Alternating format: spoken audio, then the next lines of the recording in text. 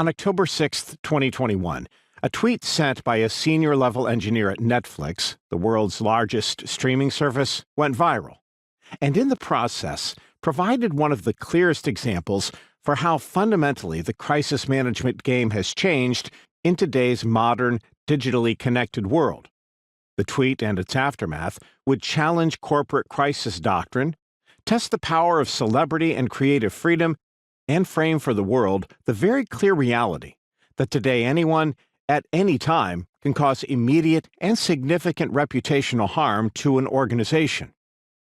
Tara Field, a transgender Netflix employee and co-vice president of Netflix's Trans Employee Resource Group, took to the platform now known as X, which at the time in the pre-Elon Musk era was still known as Twitter, to share her concerns about a new Dave Chappelle special featuring derogatory comments about the transgender and LGBTQ community. Comedy specials are no laughing matter for the streamer. Netflix has placed a great deal of focus on its commitment to comedy, and to Chappelle in particular. In 2021, the comedian ranked as the most watched ever for Netflix. But with a single tweet, Field ignited a crisis wildfire that brought together nearly every element fueling reputational challenges in the early 2020s. Cancel culture, changing employee expectations for inclusive policies and their desire to see their organizations take political stands, hypercharged social media driven by professional advocacy groups, and a traditional media that is so hungry for eyeballs it is willing to wade with breathless speed into nearly every sensational ratings-driven moment.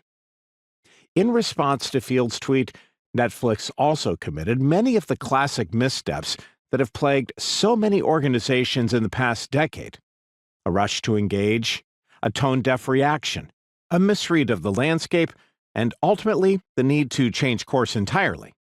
Netflix co-CEO Ted Sarandos, who unwittingly became the center of the fire and its chief source of fuel, was himself an unapologetic fan of Chappelle. In a memo to Netflix employees, Sarandos defended Chappelle's new show as a work of creative freedom, saying they would not take it down.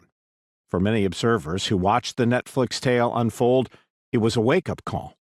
Entertainment leaders were initially caught off guard by the harsh reaction to what many viewed as a CEO standing by his creative talent. Instead of being championed for it, Sarandos was being taken to the woodshed. What only a few short years ago would have been heralded as a courageous stance for artistic integrity was now Exhibit A for how entertainment companies were propelling transphobia. Netflix's employees planned a walkout, while talent and creative leaders threatened to boycott working for the company altogether. It was becoming, in the parlance of crisis communicators, a classic example of breaking into jail. The crisis fire never needed to burn this hot had Netflix and its CEO not so dramatically misread the situation and unwittingly fanned the flames.